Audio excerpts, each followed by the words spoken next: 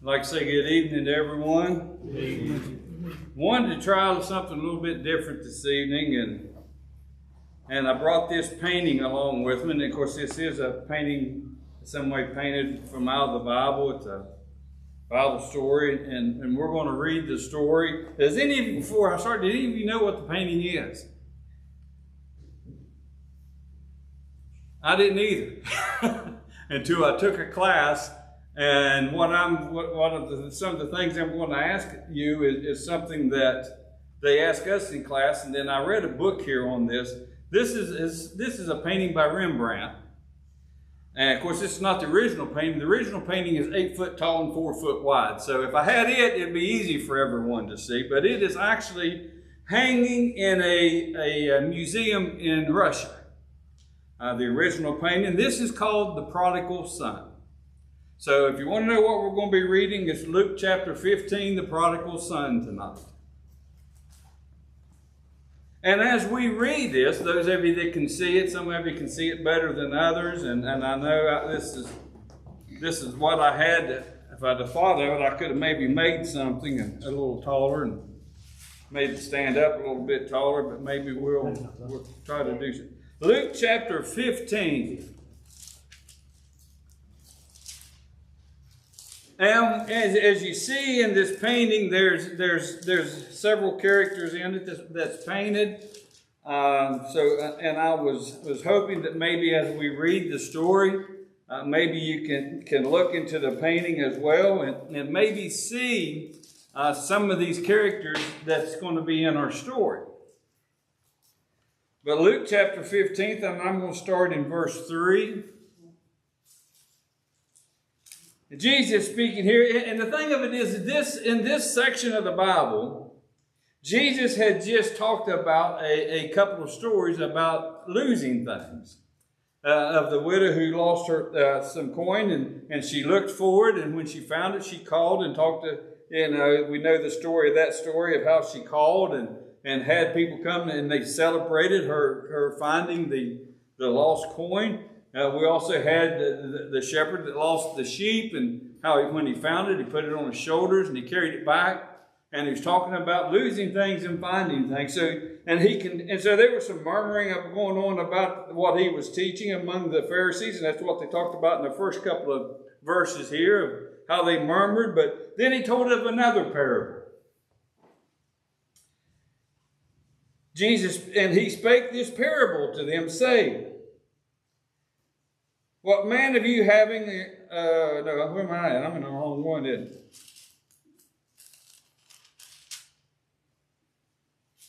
Yeah, that's the ones he spoke here. Okay. Verse 11. Let's get to the right one. Verse 11. I was telling the one, and I'm going to read them too, but we'll skip that. And he said, a certain man had 2 sons. And the younger of them said to his father, Father, give me the portion of goods that falleth to me. And he divided unto them his living. And not many days after, the young son gathered all together and took his journey into a far country. And there washed his substance with righteous living, or wasted his with righteous. And when he had spent all, there arose a mighty famine in the land. And he began to want. And he went and journeyed himself to a citizen of the country, and he sent him unto his fields to feed swine. And he would faint. Faint there, of course, means that he would have gladly had filled his belly with the husk that the swine did eat, and no man give unto him. And when he came to himself, he said, how many hired servants of my father's have bread enough and to spare, and I perish with hunger? I will arise and go to my father, and I will say unto him, Father, I have sinned against heaven and before thee, and am no more worthy to be called thy son. Make me as one of thy hired servants. And he arose and came to his father, but when he was yet a great way off, his father saw him and had compassion and ran and fell on his neck and kissed him. And the son said unto him, Father, I have sinned against heaven and in thy sight, and no more worthy to be called thy son. But the father said to his servants, Bring me forth the best robe, and put it on him, and put a ring on his hand and shoes on his feet. And bring hither the fatted calf, and kill it, and let us eat and be merry. For this my son was dead and is alive again. He was lost and is found. And they began to be merry. Now his elder son was in the field, and as he came and drew nigh to the house, he heard music and dancing. And he called one of the servants and asked what these things meant. And he said unto him, Thy brother is come, and thy father hath killed the fatted calf, because he hath received him safe and sound. And he was angry and would not go in.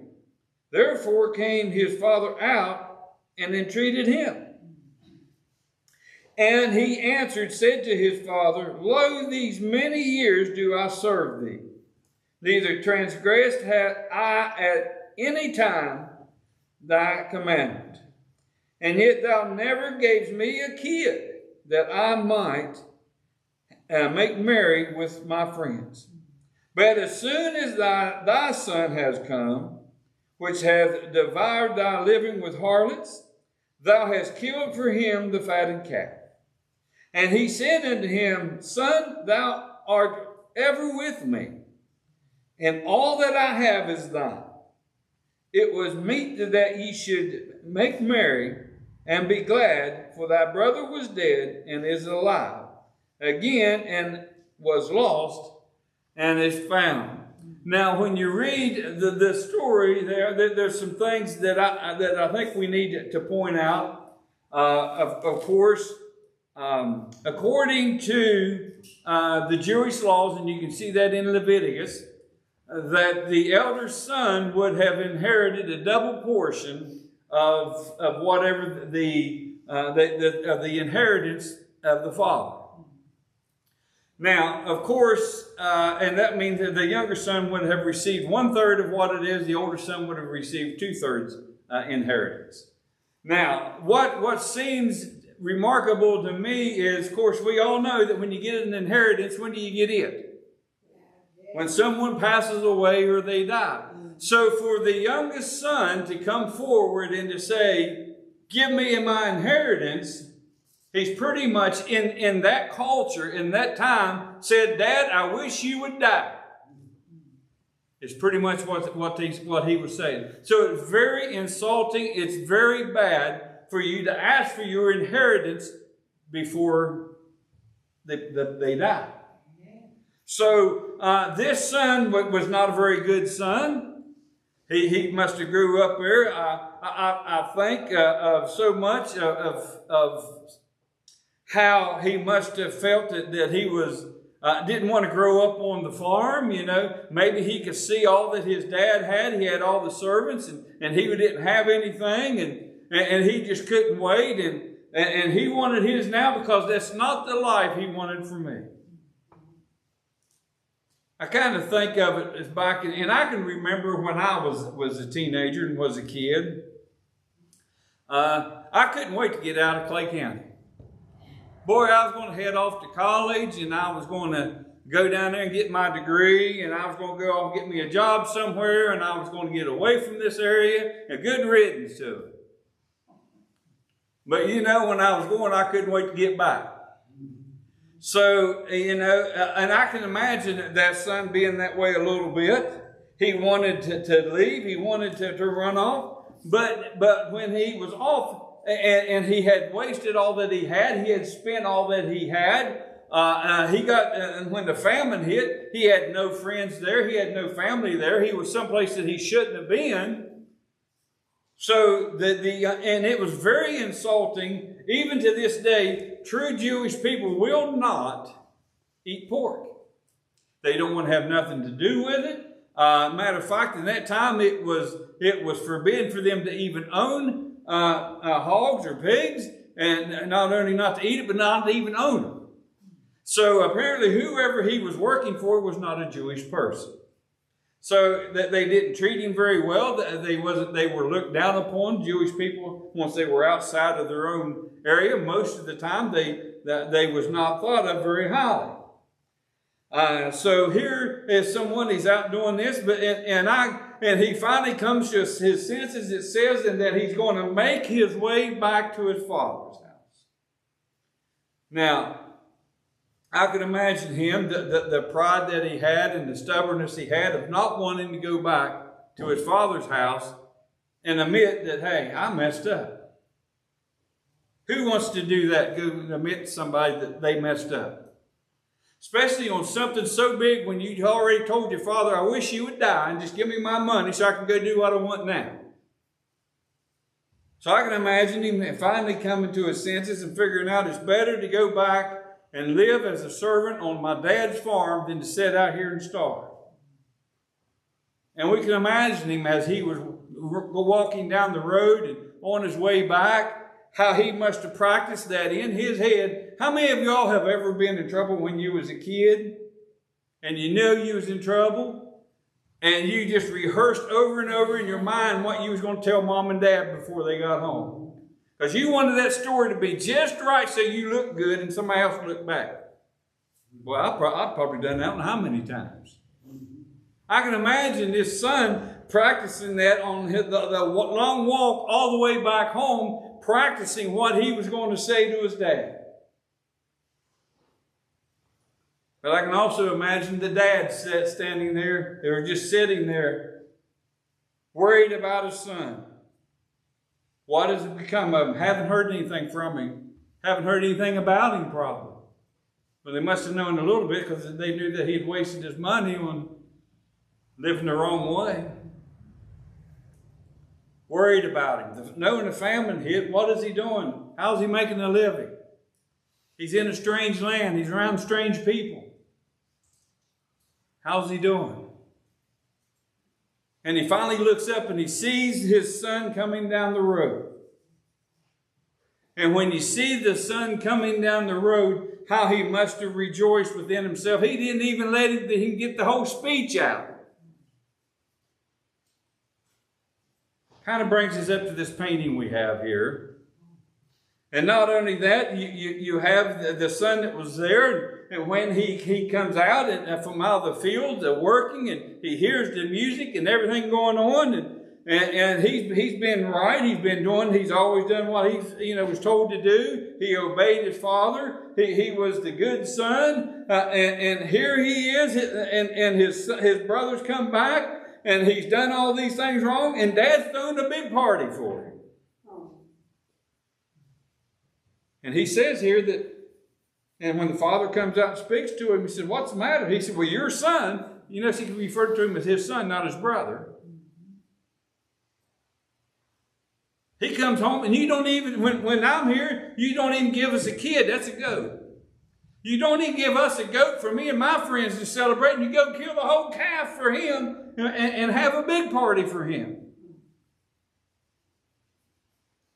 I'm just mad I'm not going to go in. Right? Have you ever felt that stubborn about something yourself, something that's going on, and even though you know you're wrong, you're not going to give in? Well, then of course, the dad reminds him, hey, it's your brother that's home.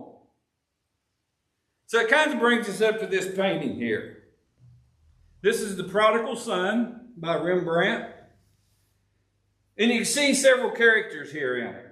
And I think some of them you can probably pick out and know who they are. And that's what I said. I know it's kind of low and it's not very high, but I'll hold it up here just a little bit. Maybe we can see it a little bit better if I'm not in the way. We have the prodigal son here kneeling. Probably the father hugging him, welcoming him in. This is the brother. Of course, he's standing here looking over with disgust about him. Didn't have some other people probably attending the party, just standing around watching.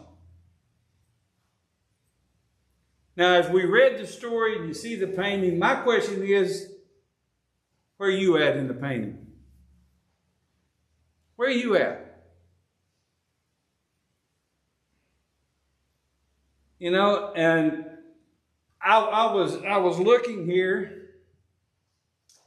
We see the son here. He's 1 foot. He doesn't even have a shoe on. Doesn't walk out of his shoe. If you notice, he doesn't have any hair. Now, if you know the Jewish tradition, they had long hair. They had beards. You see his face is even shaved, pretty much cleared. It was a shame if your beard was cut. You know, a lot of times when something happened to them, in remorse, they would shave their beard. But then they would also get out of the city, and usually was somewhere in the wilderness until their beard grew back before they would even show themselves. So you can see the father and the son here. They got beards, and the son, his clothes is torn and tattered. But the thing you notice, he still has his sword. Probably the only thing that he kept that his father had gave him was his little sword or knife, or kneeling before his father, admitting the wrong he'd done. Have any of us had to do that? I've done it up here at this altar many a time. How many of us can empathize with the son? Coming back to the Lord after we've done something maybe we shouldn't have, and have to ask for forgiveness, pleading for his mercy.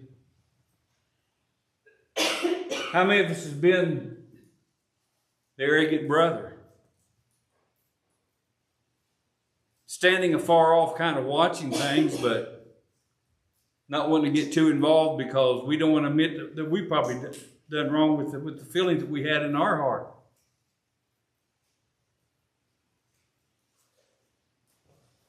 Have you ever felt someone does something, you know, maybe a little something in the church, or maybe a little something, or somebody comes to get saved and everybody just celebrates and just goes on talking about the things they've done, and you thought, well, I've been here all my life, and I've put this, and I've worked, and I've done all the things that needs to be done, and they've went around done all this stuff, and they did one little thing here, and everybody gets excited about it. Have you ever felt that in your heart?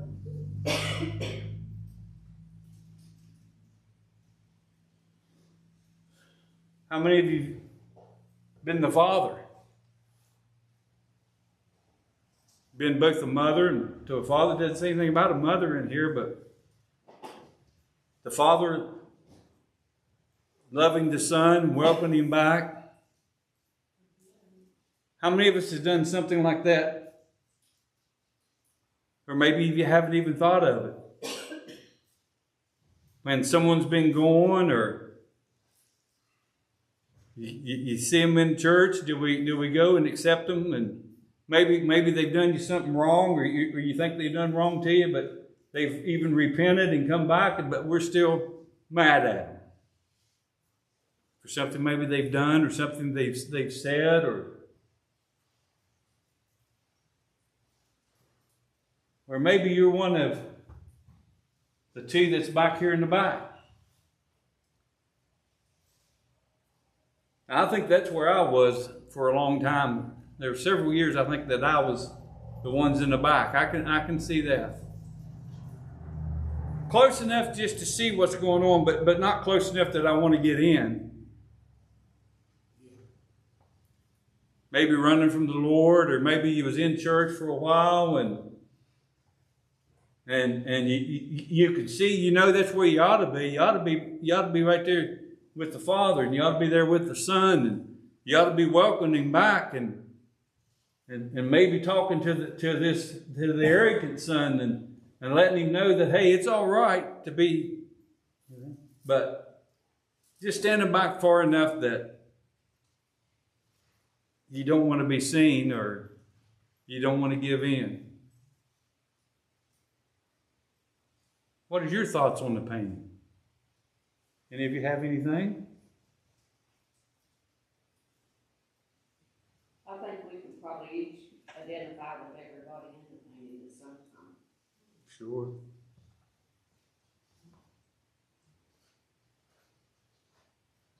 When I went to licensing school, one session we had was on this painting. And they went over the different parts as I'd have with you. And of course, we had to write a paper on it, but I'm not asking y'all to write a paper. But I wanted you just to look at it and to think a little bit about the prodigal son. And maybe seeing the painting and looking at it a little bit different. Make us maybe think about the story, the parable a little bit different. But instead of us just reading about it, I think the painting really maybe instead of just reading the story but placing ourselves in it.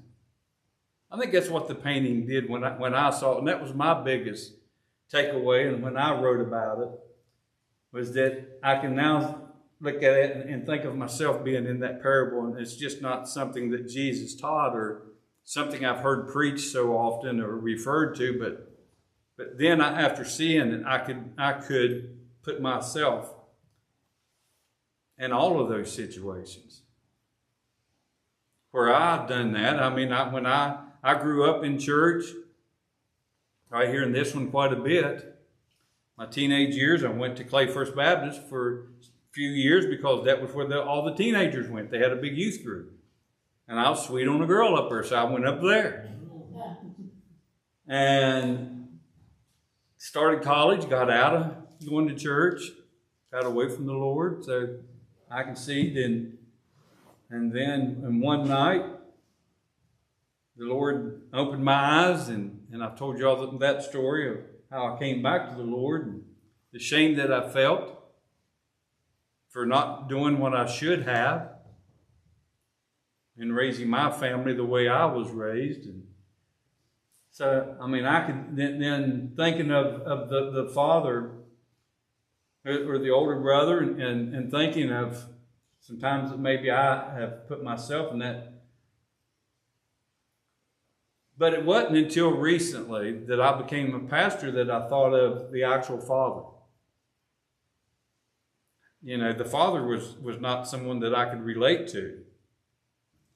But after becoming pastor and seeing the growth of the church, the growth of some of you in here and the things that you do, and trust me, and it's been almost 8 years now, and I have really seen how some of you have really grown. Has it been that long? It's been almost 8 years. Yep. Don't seem like it, but yeah, I've been a pastor here almost 8 years. Well, he's talking about him. He's glad that his son came home. What do you think about when somebody just backslides and gets out and starts doing what they used to? When they come back to the Lord, how pleased he is that they came back to him. Mm-hmm. And I think that's what the Father here in the painting and in the story represents, is how God is so thrilled when someone comes back to the Lord. When someone comes back and rededicates themselves to the Lord to do what needs to be done. Isn't that something to think about, how he celebrates? And to me, that's what I said in that story until I saw the picture. And if any of you's interested, I have a book that I've read it twice. It's not a very long book. I'm not a very good reader, so I had to read it twice to get it. But it really covers this painting. And it really brings out a lot of points to it. And if any of you's interested in it, I can loan it to you if you want to read that. But I wanted to do that tonight. I wanted us to really take a look at the painting And I figured, like you, I had never seen it until we brought it out. These prints, I bought this print, and actually Patsy, and I made the frame, and Patsy was the one that put it on the frame for me. Because I thought when I ordered it, it said the canvas, I thought it would already be framed, and I had to make one, and Patsy had to do it for me. But I'm probably going to hang that somewhere. I'm not sure where I'm going to hang it yet, but so that when you look at it, we can remember. I may hang it back here in the office, so that whenever we look at it, we can remember the story of the prodigal son. And I think with the painting, along with the story, it may help us to look at and think of things just a little bit different. You know, when you we talked a lot about in some of the classes about object lessons, and it's all right to preach and do a message, but if you have something that you can demonstrate or show, people remembers those quite often much better. Some of you may remember one time I preached a message up here and had Braden hold a weight up, talking about the little pink weight and how weight over time bogs us down, and those are object lessons, and it's always I know some Mike Long is one of the best at it. I love hearing that man preach. He is such a great preacher, and he does a lot of object lessons. And he preached one night about carrying your luggage around with him. He had a suitcase that he took to the altar, and how we take it to the altar, and then when we go leave, we take it with him. And I watched him see if he took it out that night, and he left it up there. All right, that's about all I have. I hope y'all got something out of it. It may help you some. Anything else before we close this one out?